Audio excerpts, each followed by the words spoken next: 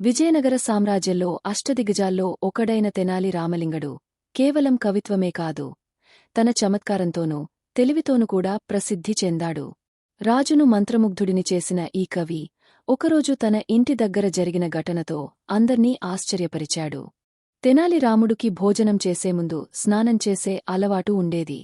ఒకరోజు ఎప్పటిలాగే అతను బావి దగ్గర స్నానం చేస్తుండగా ఇద్దరు మనుషులు సమీపంలోని ఒక పొద వెనుక దాక్కుని ఉండటం, గుసగుసలాడుకోవడం గమనించాడు.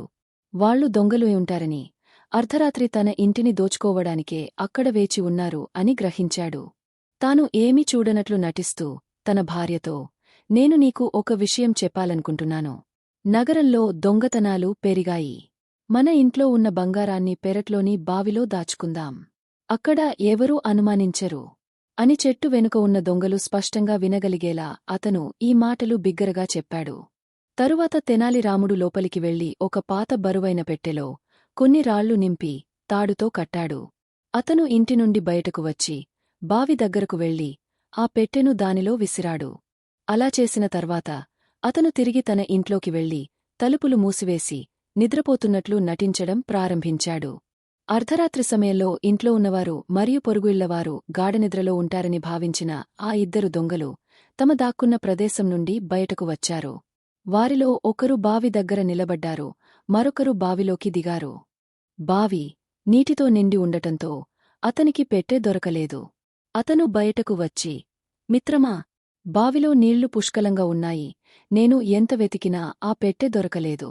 బావిలోని నీళ్లన్నీ తీసివేస్తే మనకు అది దొరుకుతుంది అని అన్నాడు. వెంటనే బావి నుండి నీటిని తోడటం ప్రారంభించారు. తెనాలి రాముడు తలుపుల వెనుక నుండి ఇదంతా గమనిస్తున్నాడు. కొంత సమయం తరువాత అతను మరొక మార్గం ద్వారా పెరడులోకి వెళ్లాడు. నీరు వృధా కాకుండా చెట్లు మరియు మొక్కలకు నీటిని మళ్లించడం ప్రారంభించాడు. దొంగలు దానిని గమనించకుండా బావిలోని నీటిని తోడుతున్నారు. తెల్లవారుజామున దొంగలలో ఒకడు మళ్లీ బావిలోకి వెళ్లి పెట్టె బయటకు తీసుకువచ్చాడు. వారు పెట్టెను తెరిచి చూడగా వాటిలో రాళ్లు కనిపించాయి. వాటిని చూసిన తర్వాత తెనాలి రాముడు తెలివిగా తమను మోసం చేశాడని వారికి అర్థమైంది. వారు నిరాశతో తప్పించుకోవడానికి ప్రయత్నిస్తుండగా తెనాలి రాముడు, సోదరులారా, మీ సహాయంతో నేను నా చెట్లకి, మొక్కలకు నీళ్లు పోయగలిగాను. కాని ఇంకా కొన్ని మొక్కలకు నీళ్లు పోయాల్సి ఉంది. దయచేసి మీ పనిని కొనసాగించి నాకు సహాయం చేయండి అని అన్నాడు. దొంగలు దొరికినందుకు సిగ్గుపడి ఆ ప్రదేశం నుండి పారిపోవడానికి ప్రయత్నించారు.